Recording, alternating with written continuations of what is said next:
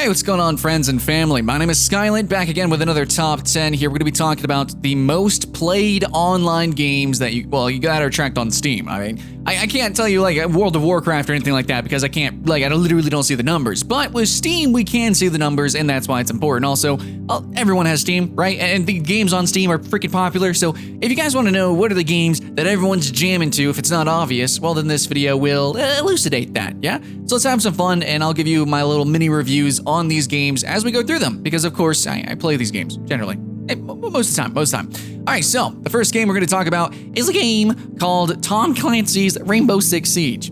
Yeah, Tom Clancy's Rainbow Six Siege is, I don't know the full title, whatever. It's Siege, okay? Rainbow Six Siege. It's good stuff, guys. It's been a while maybe since you've played it, since I've played it back in the betas, but those times are past. We got some cool stuff happening here in this game. Lots of new updates, lots of updates that are specific to fixing known issues, you know, trying to make the netcode as good as possible, trying to make this game as competitive as possible, adding in new content and remixing content. Like the fact that they're willing to completely remove maps to make this game as esport as possible is actually really, really good, especially since the population's already there. The content for the game is already there. You know, we got lots of operators coming in. They're pretty cool. They're pretty cool stuff. We got some nice gimmicks. I like some of the gadgets that they use. And overall, this is a game that has high replay value. Now, not for everybody. This isn't a game for everyone.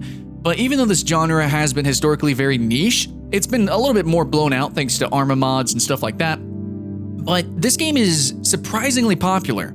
You would think that this game would have completely crashed and burned, but seriously, Ubisoft kept this game alive. Now, hopefully we can have a Rainbow Six Siege experience with For Honor, though they're taking a lot longer to do that. I don't know, but this game, it never really completely died out, but this game at one time wasn't looking that good. It was on a downward slope, and they absolutely brought it back. And this is a fun game to watch, to play, and I think it's going to be higher on Twitch. I think we're going to see more tournaments, and I think we're going to just see more and more players. Literally, we can see that from stats, are playing this game and will continue to play this game. Next, let's talk about Warframe. Obviously, free to play. It's a loot grinder. Obviously, it's going to be popular because just people can't get enough of gambling and RNG stuff. But anyways, Warframe's actually just decently fun. Like, legitimately, compared to other games in the genre, Warframe is just a little bit faster. It's a little bit more bigger. I think they're really trying to entail like the story now. Like they're really trying to get that out there. I don't know if that's just through web series or if that's really in the gameplay itself now. I need to jump back into it because of the story and because of the new updates. But mechanically, Warframe's always been sound. It's always been great. It's always been freaking ninjas in space, jumping off walls, laser swords and laser cannons and all sorts of really crazy weapons. That's one thing I can really give Warframe props for. Even though I don't like a lot of the repetition of the game, seriously, guys, there's like some ridiculous weapons. Now, if you have a complaint about Destiny 2 having just the usual weapons, grenade launcher, SMG, stuff like that, Warframe has a plethora of ridiculous modifications to usual weapon sets like SMGs, like grenade launchers, and then just really weird designs for some really crazy weapons. From bows all the way to shurikens and bouncing off walls, melee weapons, and all sorts of different crazy abilities, and like biotic weapons. It's ridiculous. So even if Warframe always just stayed the same, you know, at its core fundamental values, and then it just added new weapons and new frames, that would seriously be good enough for people. But Warframe goes above and beyond, and they have a new update coming out. Plains of Eidolon, whatever. Looking hype as hell if you guys didn't see my reaction video on that. Next, we have Payday II.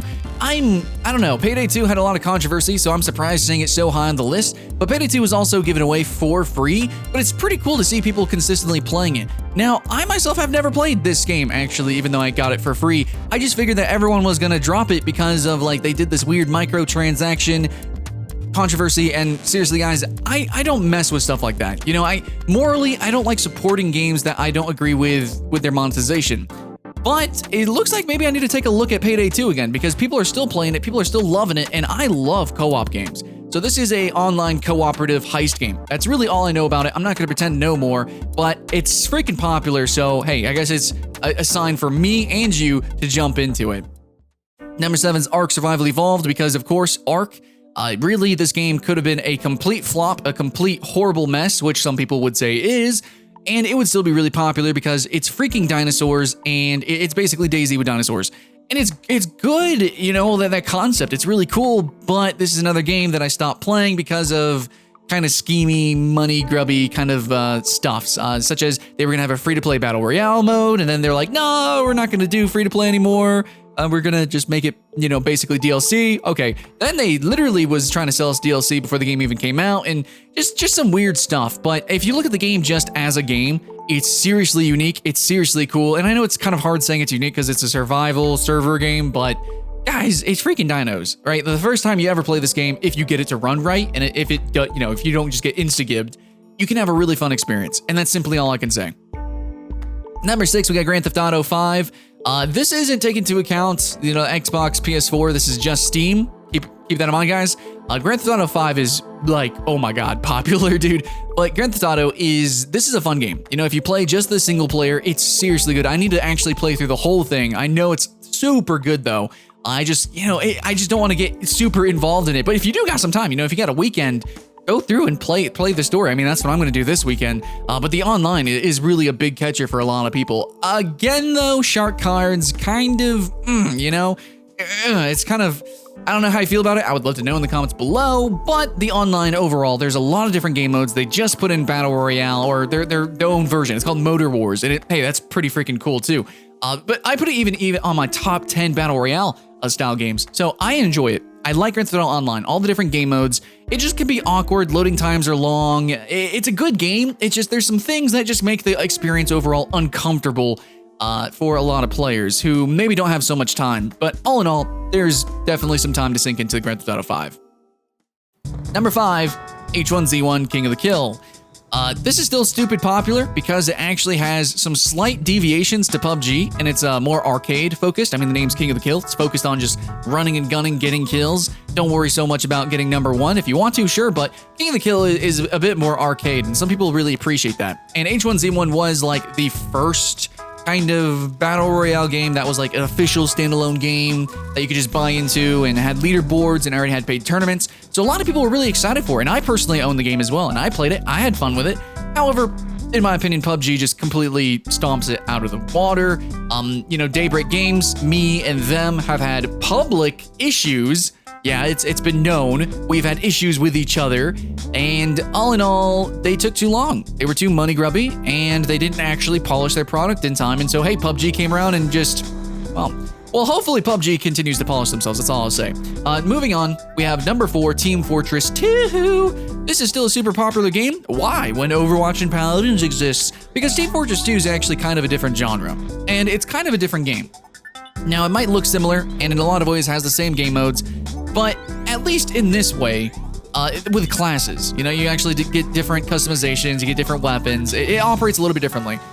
And the overall mentality of Team Fortress 2 is very different, though they've been trying to kind of emulate Overwatch with the competitive scene, sort of, and I don't know, man, it just hasn't really rubbed me the right way. But Team Fortress 2, where it really shines, in my opinion, what really makes it different, and probably why a lot of people are still playing it, is not for its just casual quick play, it's not for its competitive scene, but really it's for its custom servers. You jump in, and you can play so many different random mini games, like Simon Says, and you have the seasonal updates with all the seasonal mini games, and you have all the silly hats, you have all the silly game modes, you have freaking jump maps, stuff like that, you know, surfing maps. It's really, really fun in that sense. Like, basically use Team Fortress 2 as a hub to play all these different mini games, and that is really what makes it special, in my opinion. Though Man vs. Machine, I still need to play through all those maps, is stupid good. That's basically most of my hours in TF2. Number 3, Counter-Strike Global Offensive speaks for itself. It's a game I barely play because, holy crap, dude, there's so much under the hood stuff to memorize and learn. It's crazy. It's going to take a lot of time and effort to really get good at this game, but if you actually get into this game, it's really fun to play.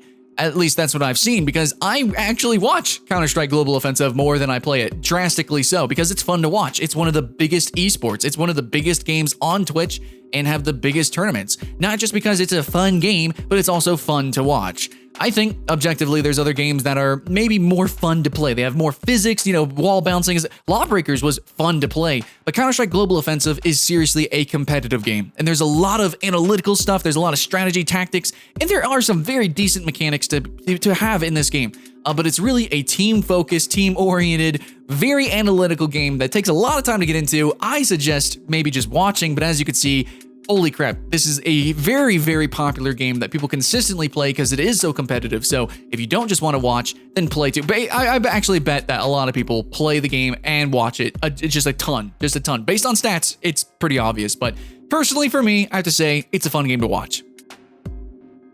Number 2, Dota 2. Now, actually, Dota 2's player numbers have been kind of waning. I don't know if that's like Chinese farmers are moving to different games. I'm assuming that's what it is. But Dota 2 is still a stupid popular game, even though, in my opinion, I would expect it to be more niche.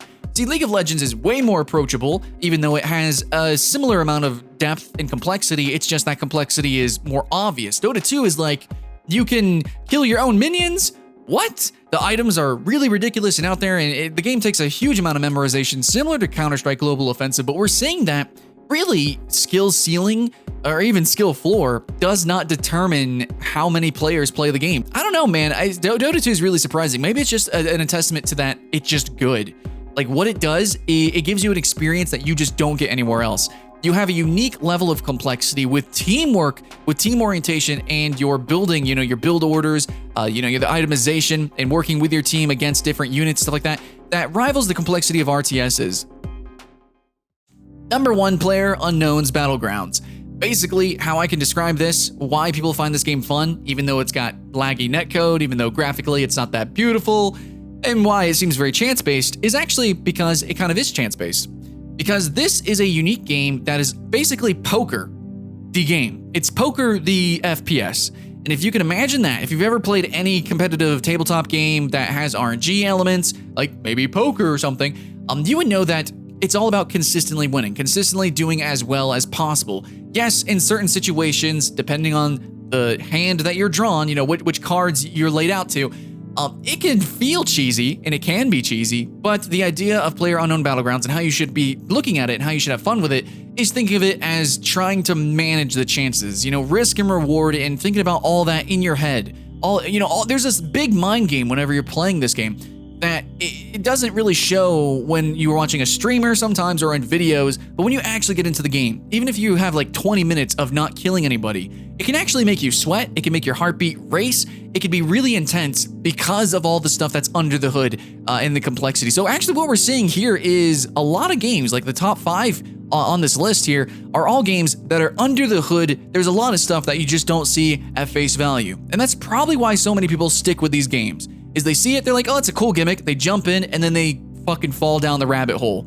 Shit goes deep with these games. So if you're looking at these games and you're wondering, why are people playing these games? Well, just know that it's not super duper obvious. It's not super easy for anybody to explain it, as you can hear with me stumbling around my words, but just try these games. Just try them. Just think, why is everyone else playing them? Maybe I'll give them a shot. Just do that and you'll find something. Even if you regret it, you will at least have a unique experience between all of these games. Though, I will say, maybe replace H1Z1 with PlayerUnknown Battlegrounds, my personal opinion, and maybe check out a game like Path of Exile, which is also very high on the list, Rocket League as well, extremely high, or Paladins. So there are some games you could probably replace on this list. You don't have to play every one. Maybe you don't agree with their monetization or something like that. Ark Survival Evolved looking at you. But hey, these games are popular for one reason or another, and I just want you guys to have those experiences too. That's what this channel is all about. Sharing experiences, talking about it, having fun, playing games, right? So leave your experiences, your thoughts and opinions in the comments below. I would love to know. And either way, whatever game you're playing, popular or not, I hope you're having fun. My name's Skylent, guys, and I'll see you in the next one.